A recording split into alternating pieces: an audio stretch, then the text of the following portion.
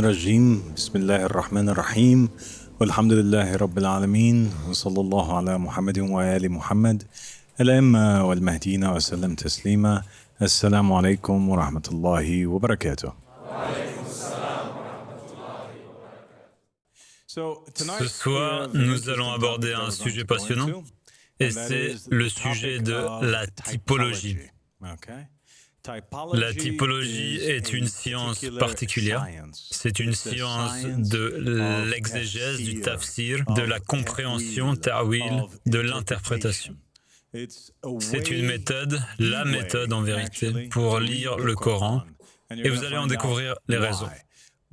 La typologie est la science qui consiste à identifier les schémas, les patterns, et à étudier et à repérer des types qui se ressemblent afin de les replacer dans un cadre plus large.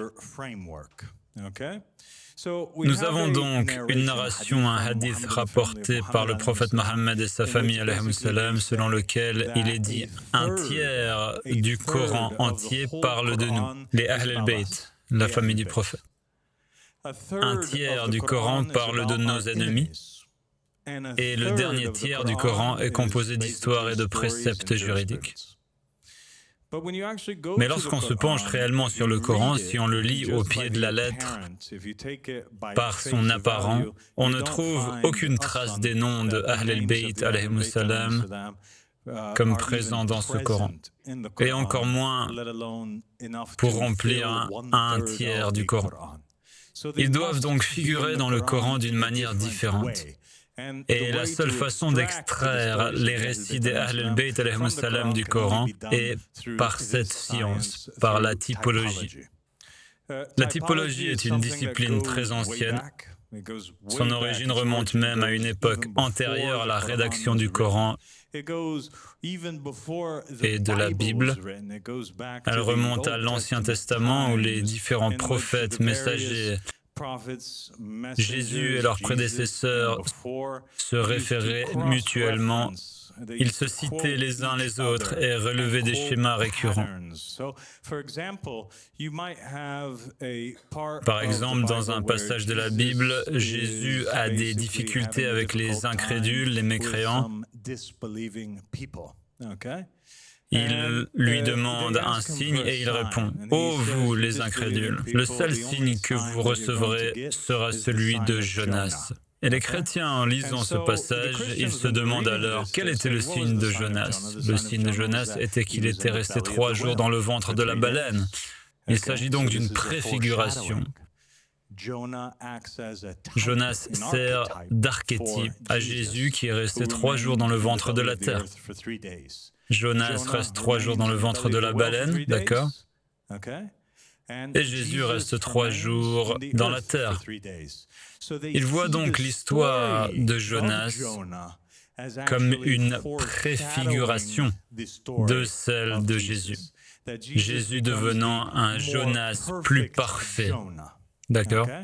Et c'est ainsi qu'ils le perçoivent. Un autre exemple, avant de commencer la conférence de ce soir, certains chrétiens, par exemple, font référence à l'histoire de Joseph et disent que Joseph, lorsqu'il était en prison, il avait 2 compagnons de cellule. L'un était un boulanger et l'autre un serveur de vin. Dans l'histoire, le boulanger finit par être crucifié et il meurt, tandis que le serveur est sauvé et il vit. Ils disent donc que cela sert d'archétype, de préfiguration, n'est-ce pas? Une prophétie. Dieu nous parle de la venue de Jésus, n'est-ce pas? Et du fait que son corps mourra, le pain meurt, et que son sang sauvera, le vin sauve, vous comprenez? Ils le perçoivent et l'interprètent dans ce cadre. La typologie est l'idée qu'il existe des ressemblances qu'il faut étudier. Il y a toujours une forme véritable ou plus véritable et une image antérieure de cette forme à venir. À quoi cela vous fait-il penser? Cela ne vous rappelle-t-il pas Platon et sa théorie du monde des formes? C'est cela la typologie. Il existe le véritable, le calife parfait d'Allah subhanahu wa ta'ala, Muhammad sallallahu alayhi wa sallam, Jésus alayhi salam, et ensuite il existe des images de lui, des émanations moindres, des images qui l'ont précédé mais qui ne sont pas la réalité. L'ombre précède ou préfigure toujours la forme véritable à venir. Cela s'apparente à l'idée platonicienne du monde des formes. La typologie repose sur le principe que les archétypes se répètent, que le passé préfigure l'avenir. Et dans la Bible, et plus précisément dans les paroles du prophète Salomon, alayhi salam, dans l'Ecclésiaste, nous lisons « Ce qui a été sera, ce qui s'est fait se refera. Il n'y a rien de nouveau sous le soleil. Y a-t-il quelque chose dont on puisse dire « Regarde, c'est nouveau ». Cela existait déjà autrefois. Cela existait avant notre époque. Ok? Examinons maintenant quelques exemples de typologie dans le judaïsme afin que vous puissiez vous familiariser avec ce concept avant d'aborder celui des Ahl al-Bayt alayhimus salam. Ainsi, les Juifs et les rabbins considèrent que Noé est le véritable Adam. Adam n'était qu'une préfiguration de Noé. L'humanité, après le déluge, renaît avec Noé. Un monde nouveau apparaît avec lui, une nouvelle jurisprudence, un nouveau mandat, une nouvelle alliance, de nouvelles frontières, de nouvelles lois. La tradition présente souvent Noé comme un second commencement pour la création. Ils perçoivent les similitudes entre les deux et disent « Regardez, il en est une figure. » L'Exode est vu comme une nouvelle création. De nombreuses interprétations juives considèrent l'Exode comme la manière dont Dieu réorganise le chaos, car il sépare les mers lors de l'Exode, ce qui fait écho au verset qui parle de la séparation des eaux au commencement de la création. Dans Genèse 1:6, Dieu dit qu'il y ait une étendue entre les eaux et qu'elle sépare les eaux d'avec les eaux. Il voit donc cette division initiale comme une préfiguration de la division mosaïque où l'humanité reçoit la vraie loi, la meilleure alliance. Donc un nouveau monde où Israël est formé comme peuple de l'alliance, bien meilleur que celui d'Adam à l'origine. Ils perçoivent la formation d'Israël comme une humanité plus authentique, un monde plus juste. Ils voient le Sinaï comme un retour à Éden, mais aussi comme une perte de cet Éden. Ils y voient la répétition du même scénario. Un hadith rabbinique important affirme que le Sinaï restaure temporairement une forme de pureté édénique, la libération de l'impureté du serpent, celle qui existait lorsque les Israélites traversèrent pour la première fois et qu'ils se sont déclarés innocents du tyran, du Tarout, de Pharaon, sauvés par Dieu. Ce fut un nouveau départ. L'humanité retrouva cet état édénique, pur comme Adam auparavant. Mais lorsqu'ils adorèrent le veau d'or, ce fut la chute, la répétition du même schéma. Très bien. Qu'en est-il du christianisme? Le christianisme offre des exemples plus frappants.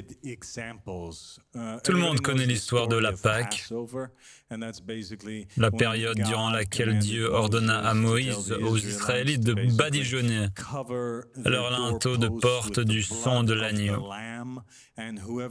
Ceux dont le linteau était ainsi aspergé seraient sauvés. Ils vivraient par ce sang, car l'ange de la mort épargnerait leur maison. C'était à l'époque mosaïque. Les Israélites voient donc en ce sacrifice un agneau sans défaut, un agneau parfait, une préfiguration de Jésus-Christ qui était un être humain parfait, sacrifié. Ils croient que par son sang, ils reçoivent la vie éternelle et sont protégés de la mort.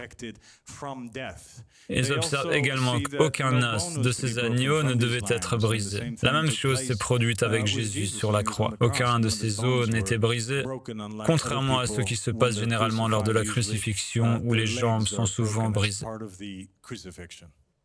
Nous avons parlé de cela, et cela concerne la mort et la résurrection de Jésus-Christ, selon la tradition chrétienne et leur lien avec l'histoire de Jonas et de son séjour de 3 jours et 3 nuits dans le ventre de la baleine.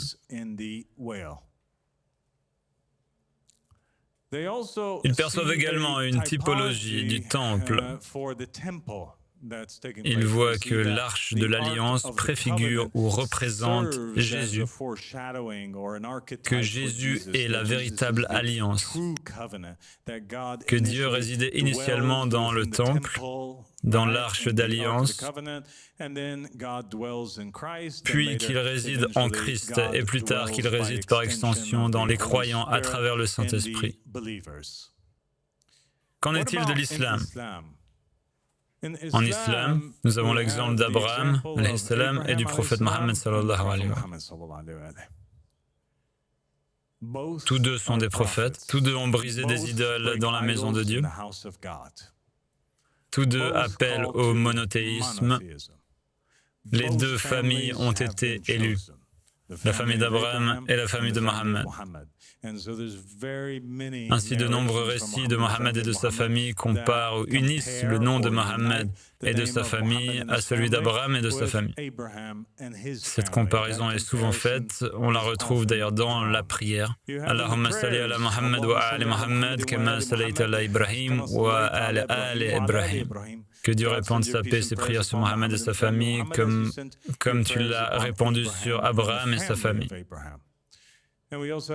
Dans une tradition, Al-Mufaddal ibn Omar rapporte « J'ai interrogé notre maître, l'imam as-Sadiq alayhi salam, au sujet de la parole du Tout-Puissant, et nous l'avons racheté par un grand sacrifice. » L'imam as-Sadiq alayhi salam a dit « Au temps d'Abraham, Al-Hassan était Isaac et Al-Hussein Ismaïl. » Ainsi, il y a une comparaison entre les deux. On la retrouve également dans d'autres récits. Abraham, le père, sacrifie son fils pour la religion de Dieu dans le judaïsme. Les chrétiens voient en cela une préfiguration de Jésus. Ils considèrent donc que le sacrifice le plus parfait est celui de Dieu Tout-Puissant qui sacrifie son Fils Jésus-Christ. Le christianisme pour la religion de Dieu. Et dans les récits concernant Mohammed et la famille de Mohammed, le sacrifice d'Abraham et d'Ismaël est perçu comme une préfiguration du sacrifice de l'imam al-Hussein, alayhi salam. Tout comme Mohammed, le père, sacrifie son fils, l'imam Hussein, alayhi salam, pour la religion de Dieu à Karbala. Bien, donc Moïse et Mohammed, tous deux sont des prophètes. L'un apporte la Torah, l'autre le Coran, et tous deux instaurent une nouvelle jurisprudence. Dans la typologie islamique, l'hégire ou la hijra, la migration du prophète Mohammed de la Mecque à Médine, est perçue comme un second exode. C'est une réinterprétation de l'histoire de l'Exode. Moïse conduit son peuple hors de la tyrannie, Mohammed conduit les croyants hors de la Mecque à Médine. Tous deux mènent à la formation de communautés, des États sont fondés, une loi est donnée, un ordre politico-religieux s'établit. Ok. Pour bien montrer et souligner que Mohammed et la famille de Mohammed souhaitaient que Mohammed soit un Moïse plus parfait, c'est ce qu'ils essaient de dire. Ils disent que si vous voulez connaître l'histoire de Mohammed, lisez dans le Coran l'histoire de Moïse. L'histoire de Mohammed est celle de Moïse. Mohammed est un Moïse plus parfait. Tout ce qui concerne Mohammed se trouve dans l'histoire de Moïse. Et c'est pourquoi nous avons une tradition des Ahl al-Bayt alayhim salam, selon laquelle le prophète Mohammed sallallahu alayhi wa alayhi a dit à Ali ibn Abi Talib alayhi salam: tu es pour moi ce que Aaron est pour Moïse, à ceci près qu'il n'y a pas de prophète après moi. D'accord? Dans un autre récit, il est dit que Omar ibn al-Khattab entra et dit à l'imam Ali alayhi salam, après la mort du prophète Mohammed sallallahu alayhi wa sallam: lève-toi et prête serment d'allégeance. Ali ibn Abi Talib hésita et refusa de prêter allégeance. Omar, la'natullah alayh, le saisit par la main et lui dit: lève-toi. Ali ibn Abi Talib refusa de se lever. Il le porta donc et le bouscula, comme il avait bousculé à Zubair, jusqu'à ce que Khalid les retienne tous les deux. Omar et ses compagnons les chassèrent alors violemment. La foule rassemblée pour assister à la scène remplit les rues de Médine. Fatima az-Zahra alayha salam vit ce que Omar avait fait. Elle se mit à crier et à pleurer. Et de nombreuses femmes de Bani Hachem et d'autres se rassemblèrent avec elle. Elle se rendit à la porte de sa chambre et s'écria: « Ô Abu Bakr, comme tu as attaqué rapidement la famille du messager de Dieu, par Allah, je ne parlerai plus jamais à Omar jusqu'à ce que je rencontre Dieu. » Cela se produisit après qu'Ali alayhi salam et ceux qui l'accompagnaient eurent trouvé refuge chez Fatima Zahra alayhi salam, s'opposant ainsi à l'autorité en place. Le groupe attaqua la maison d'Az-Zahra et les conduisit à la mosquée. Ils brisèrent l'épée d'Az-Zubair, le lapidèrent, le capturèrent et le livrèrent à Khalid ibn Walid et ceux qui les accompagnaient. Puis ils allèrent trouver Ali. Ils amenèrent Ali ibn Abi Talib et le conduisirent auprès d'Abu Bakr en lui disant: « Prête allégeance. » Ali répondit: « Et si je refuse ?» Ils dirent: « Alors, par Dieu, en dehors de qui il n'y a point de Dieu, nous te trancherons la nuque. » Ali ibn Abi Talib alayhi salam demanda: « Tu tuerais donc un serviteur de Dieu et le frère de son messager ?» Omar répondit: « Quant au serviteur de Dieu, oui, je le tuerai.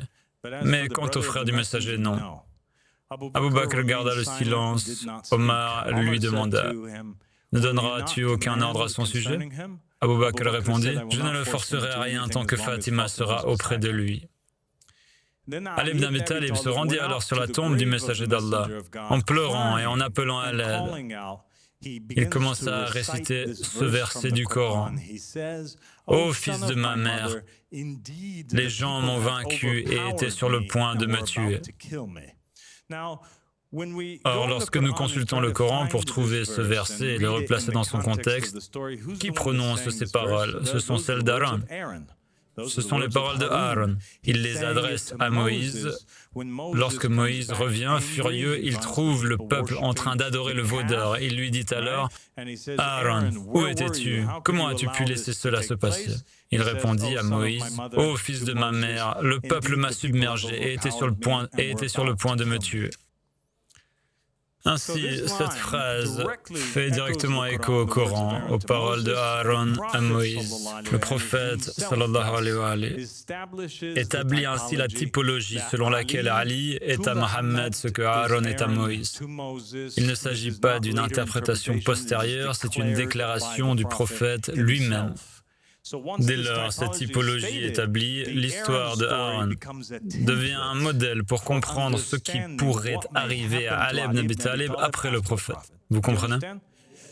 Le simple fait que le prophète soit un prophète de Dieu et que rien de ce qu'il dit ne soit dénué de sens, tout ce qu'il dit est significatif. Le simple fait qu'il ait établi une comparaison ou dit que Aaron est à Moïse ce que Ali ibn Abi Talib est à lui, signifie que ce qui est arrivé à Aaron est semblable à ce qui arrivera à Ali ibn Abi Talib.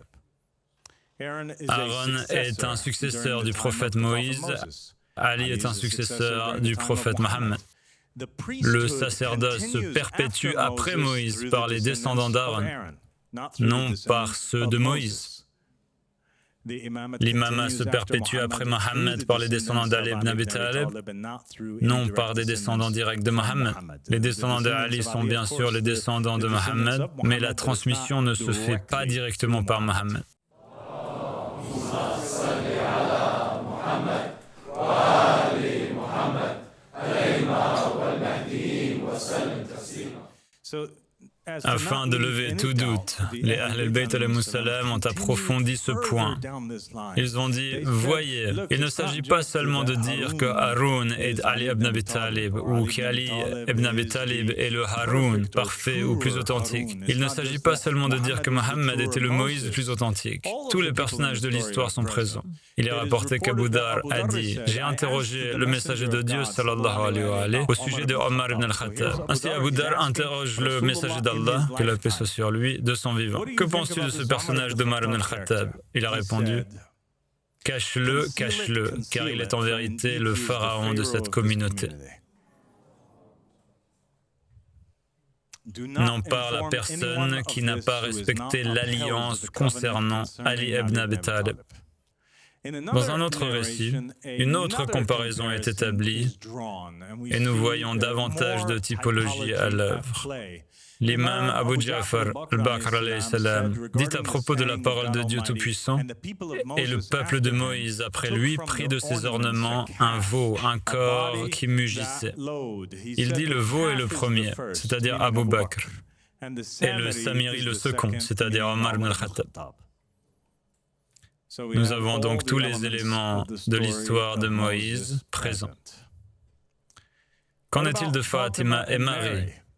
Les Ahl al-Bayt alayhimus salam nous ont dit, n'oubliez pas qu'un tiers du Coran leur est consacré. Alors où trouvons-nous Fatima Zahra alayhi salam? Eh bien, Fatima est appelée la plus grande Marie. La vraie Marie est Fatima. L'ombre de Fatima est Marie. Marie donne naissance à un sauveur et Fatima donne naissance au Mehdi et aux imams. Jésus prie derrière le Mehdi, il est donc évident que Fatima est plus importante que Marie. Marie est attaquée et accusée, Fatima est attaquée et tuée. Nous avons également d'autres exemples de récits qui établissent des comparaisons et qui disent que l'arche de Noé elle-même sert d'archétype pour les Ahl al-Bayt, comme une ombre pour l'histoire des Ahl al-Bayt alayhimus salam. Si vous voulez savoir ce qui va arriver aux Ahl al-Bayt alayhimus salam et à leurs fidèles, considérez l'histoire de Noé. Le messager d'Allah sallallahu alayhi wa sallam a dit, les Ahl al-Bayt parmi vous sont comme l'arche de Noé, quiconque y monte est sauvé et quiconque reste en arrière se noie. On établit également une comparaison entre les Ahl al-Bayt et la porte de Hitta. Le messager d'Allah sallallahu alayhi wa sallam a dit, les Ahl al-Bayt parmi vous sont comme la porte de Hitta parmi les enfants d'Israël. Quiconque y entre est pardonné. Bien. Alors, que représentons-nous sur cette carte?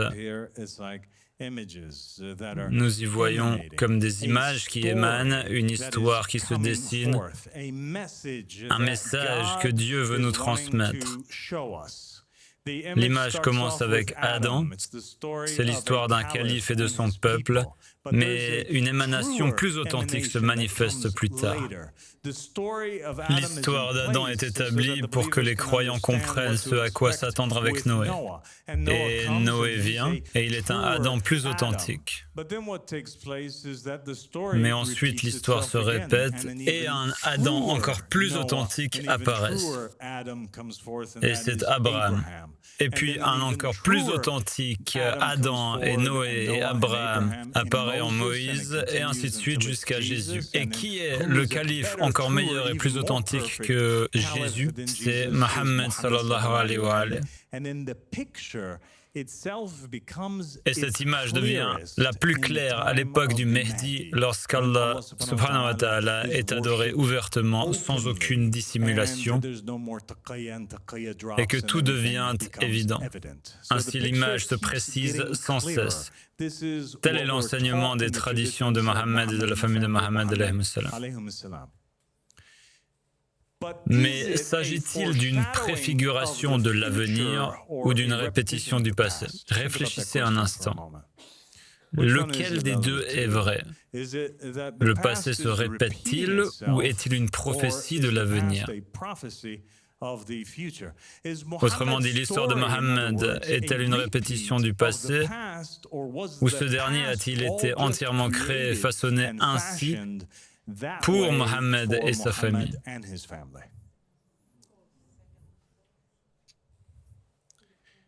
Était-ce là une typologie? Voyons voir.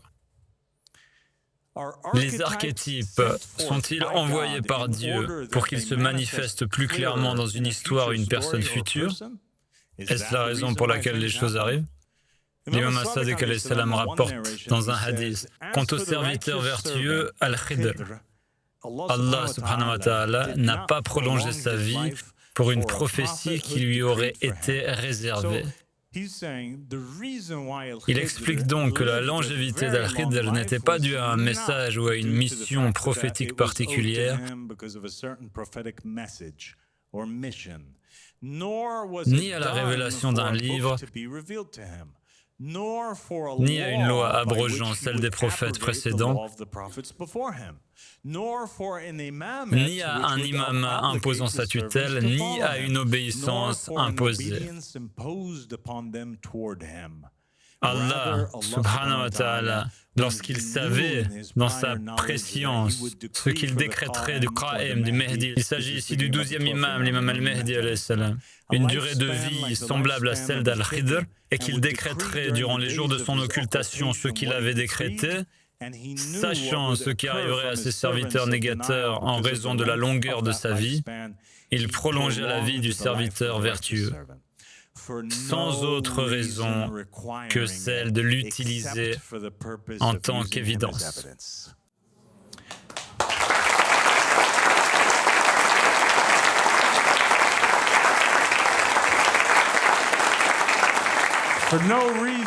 Sans qu'aucune raison ne l'exige, si ce n'est celle de l'utiliser comme une évidence de la longévité du Qa'im alayhi salam, et ainsi de mettre fin aux objections des gens, afin qu'il n'ait aucun argument contre Dieu. Ce récit est donc l'une des déclarations les plus claires de tous les temps parmi les Ahl al-Bayt alayhimus salam concernant la typologie intentionnelle dans les traditions chiites. Il ne se contente pas d'affirmer ou d'observer une similitude en Al-Khidr et le Mahdi, mais va beaucoup plus loin. Il affirme que Dieu a créé le premier cas intentionnellement comme une preuve pour le second. La longue vie de Khidr n'a aucune fonction propre, aucun but, si ce n'est un seul. Al-Khidr ne vit pas longtemps en raison de sa propre mission, il vit longtemps parce que Dieu l'a créé comme une preuve typologique vivante de la longue vie et de l'occultation du Mahdi, afin que personne ne puisse s'y opposer.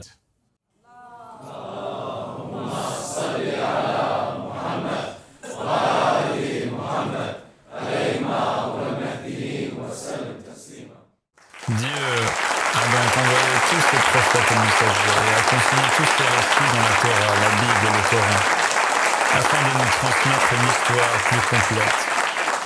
En typologie biblique, on déduit généralement les schémas à partir de la manière dont les auteurs postérieurs réutilisent des textes antérieurs. Dans la tradition des Ahl al-Bayt, l'imam enseigne explicitement cette typologie. Il indique les correspondances et leur signification. En d'autres termes, les érudits bibliques, les rabbins et les pharisiens, méditaient généralement sur les versets et constataient des similitudes. Cette compréhension est particulièrement claire dans l'islam et plus précisément chez les Ahl al-Bayt alayhimus salam, car ce sont eux qui établissent directement les comparaisons et nous en expliquent le sens. Et parmi les typologies islamiques, les plus claires et les plus explicites concernent le Qa'im ou le Mahdi. Les récits de la Bible et du Coran le décrivent avec une clarté particulière. Comment le savons-nous?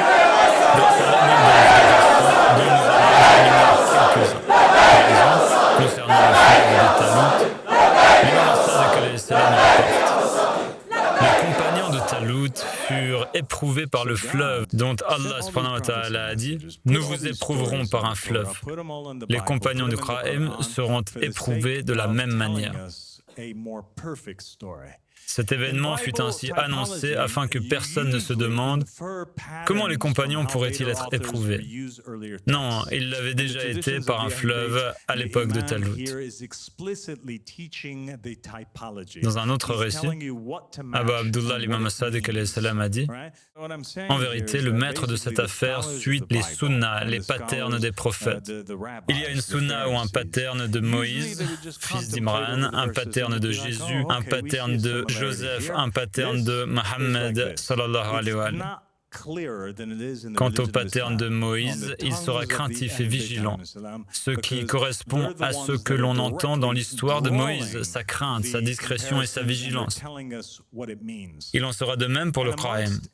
En réalité, cela a été inclus dans le Coran pour le préfigurer. Quant à l'enseignement de Jésus, on dira de lui ce qui a été dit de Jésus.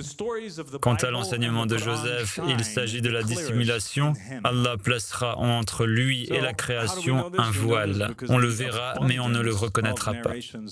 Quant à l'exemple qu'il suivra de Mohammed sallallahu alayhi wa sallam, il sera guidé par sa guidance et agira selon sa voie. Dans un autre récit, Abu Saïd al-Khurasani a dit « J'ai demandé à Abba Abdullah, pourquoi l'appelle-t-on le Qa'im ?»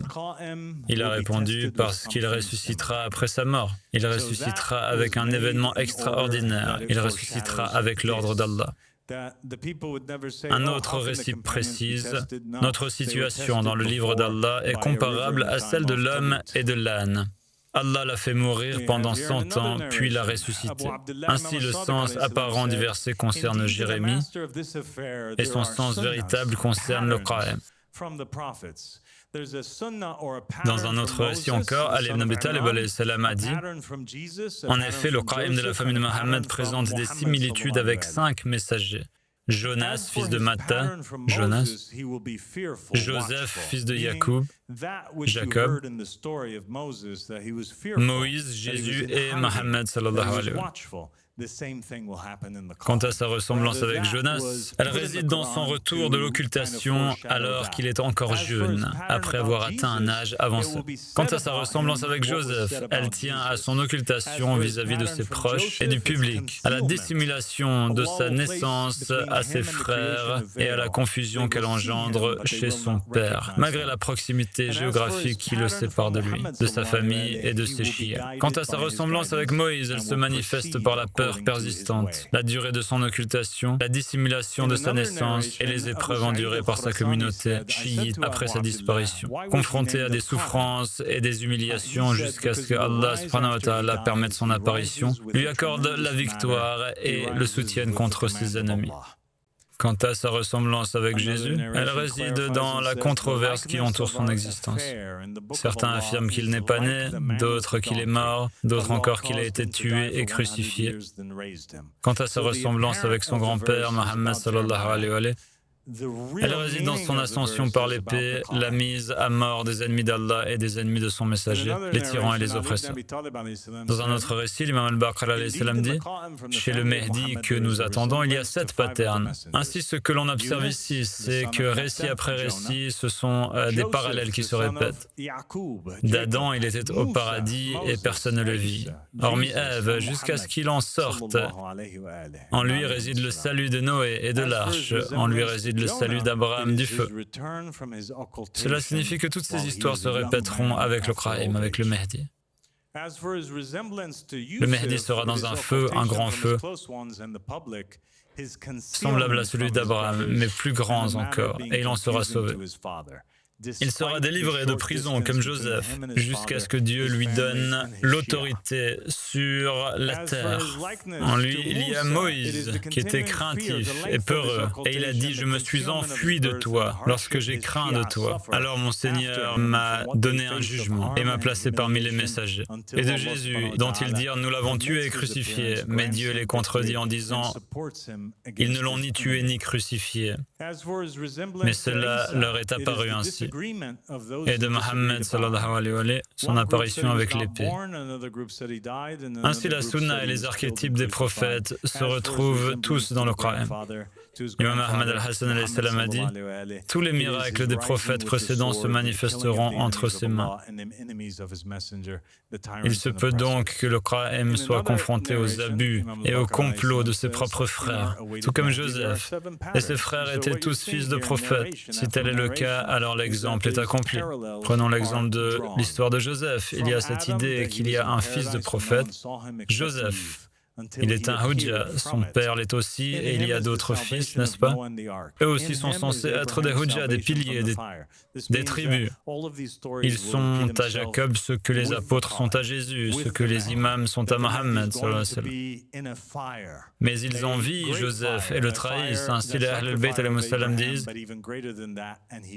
si cela arrive à l'imam al-Mahdi, au Qa'im, ou à l'un des Mahdi, et que des frères, fils du Mahdi ou eux-mêmes, hujja, s'en prennent à un hujja, ne soyez pas surpris car cela a déjà été prédit. En réalité, cet exemple est encore plus clair. Peut-être le Coran est-il accusé d'adultère à tort par la femme, tout comme Joseph l'avait été auparavant. Et si tel est le cas, alors l'exemple est accompli. Si tel est le cas, peut-être que le Coran est-il sauvé de prison ou de l'incarcération, et si ses ennemis tentent de l'emprisonner, mais que Dieu le sauve, alors l'exemple est accompli. Peut-être que le Coran mène-t-il un exode massif, une hijra, une hijra, non pas hors d'Égypte ou de la Mecque, mais hors de tous les pays du monde. Et si tel est le cas, alors l'exemple est accompli. And if he does, then the example is fulfilled. So, for example, you have in the story of Joseph this idea that there's a son of a prophet. Joseph. Peut-être que le Qa'im émerge-t-il du cœur de l'Égypte moderne, l'Amérique, tout comme Moïse émergea du palais du Pharaon. Si tel est le cas, alors l'exemple est accompli. Les Ahl al-Bayt disent que le Qa'im écrasera peut-être les idoles modernes, les érudits inactifs, tout comme Abraham et Mohammed ont écrasé les idoles de leur époque. Et s'il le fait, alors l'exemple sera accompli. Peut-être que le Qa'im affrontera aussi tous les pharaons du monde, les démasquant comme des dirigeants illégitimes, tout comme Moïse l'a fait. Si tel est le cas, alors l'exemple sera accompli.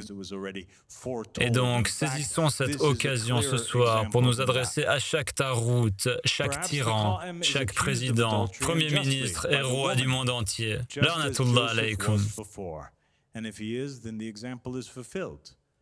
Perhaps the Qa'im is saved from prison or from entering prison, and if his enemies try to imprison him, but God saves him, then the example is fulfilled. Perhaps the Qa'im leads a mass exodus or hijrah, not out of Egypt or Mecca, but out of all of the countries of the world. And if he does, then the example is fulfilled. Allah subhanahu wa ta'ala est celui qui confère l'autorité, la royauté vient de lui et à elle, elle revient. Il est le seul à posséder l'autorité et ses dirigeants illégitimes sont terrifiés de savoir que le peuple prend conscience de ce fait. Ils s'interrogent, à l'instar de Samuel de Cruz, lui qui a demandé « Pourquoi obéissons-nous à ces gens qui n'ont aucune autorité ?» Ainsi,